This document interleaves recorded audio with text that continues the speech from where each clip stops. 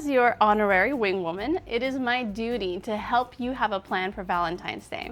Even if you don't like to celebrate it because of the crowds or corporate greed, I've got some ideas for you to still come out scoring points with your significant other without losing your mind in the process.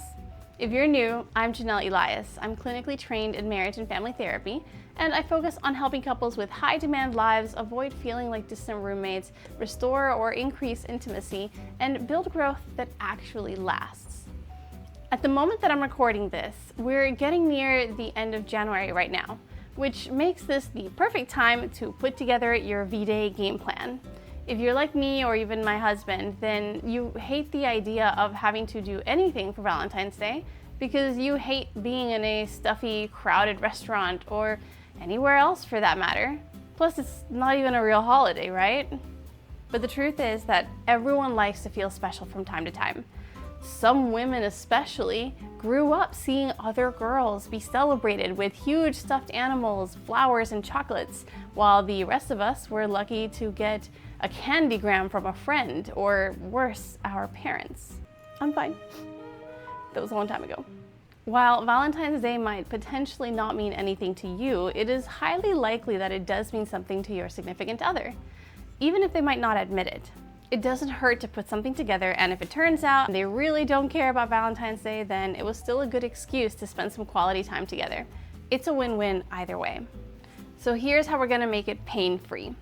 First, you're going to think up 3 things that your significant other likes. 3. Pause this video if you need more time to think.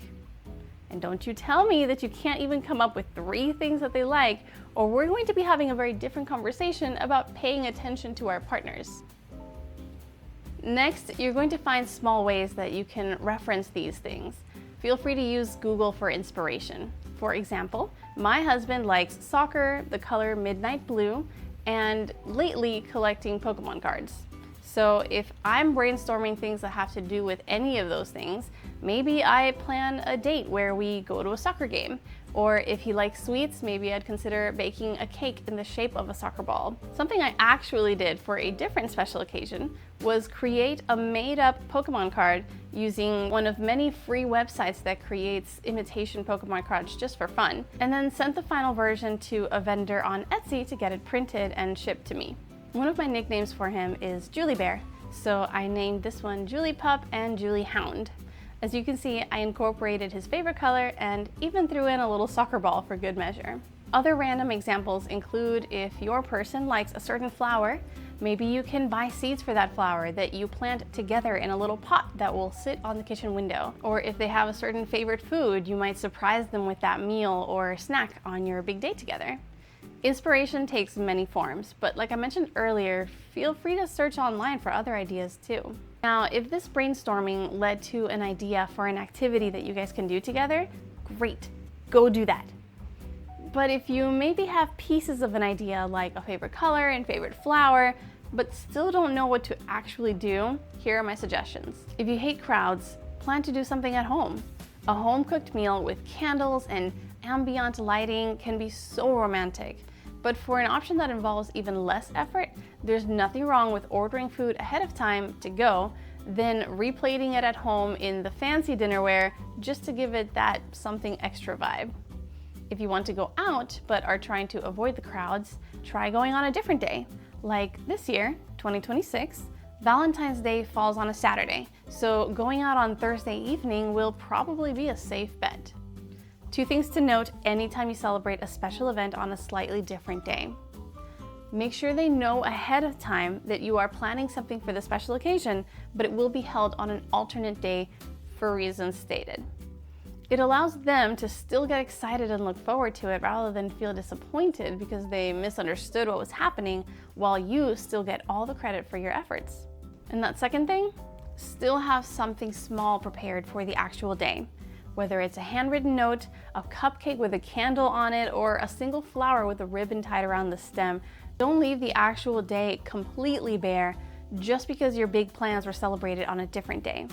Take my word for it, having even just a small gesture planned for that day can allow you to avoid the crowds and the hassle while keeping a smile on your partner's face. Doing these two things will help save a lot of grief, disappointment, and potential arguments. You're welcome. Notice that I didn't recommend buying a bouquet of flowers or a box of chocolates with balloons. I didn't even say you should get them a card. If you absolutely hate celebrating Valentine's Day, don't do any of the things that you hate. Come up with ways to make your person feel special where you can also enjoy yourself, or at the very least, not compromise on your beliefs. If the budget is tight, rent a movie at home, or borrow one from the local library if you want. Then get their favorite snacks and cuddle up on the couch together. Just make sure this feels different from a regular movie night by either adding an extra element to the night or putting more effort into the setup or the decor. Maybe get some wine while you're at it. Whatever you want that will help this feel more special than a usual movie night. Or if a movie isn't really what you're after, what if you put some mood lighting on, play romantic music, and turn the living room into your very own private ballroom to dance the night away? Have conversation cards ready, or pull up one of the free apps or websites that provide conversation starters so you have something to talk about if you need the help. If you've got a little more budget to work with, consider doing something new and different, like taking a dance, cooking, or pottery class, or something like that. Or recreate a special moment like your first date or the big proposal. If you really want to go all out, consider planning a whole new proposal just to remind them how much you love them and how much you still want to spend a lifetime together. Lastly, if you've really got the budget for it, consider taking your person on a short weekend getaway to a city that's just a driving distance away, or a staycation in town. You'd be surprised at the little gems you can find in your own backyard. I actually did a video on this when my husband and I stayed at a hotel here in Orlando and did some bar hopping. So feel free to check out that video up next for additional creativity if you'd like. Hopefully this has inspired some ideas for the way you can put together Valentine's Day plans, or really any plans for any special occasion, so your partner feels loved while still avoiding the things you dislike about the stereotypical holiday fluff. You're still on time to plan something great, so take a moment to think about it, and as always, drop your questions in the form below if you need additional help. Go get 'em, friend. Talk to you again soon.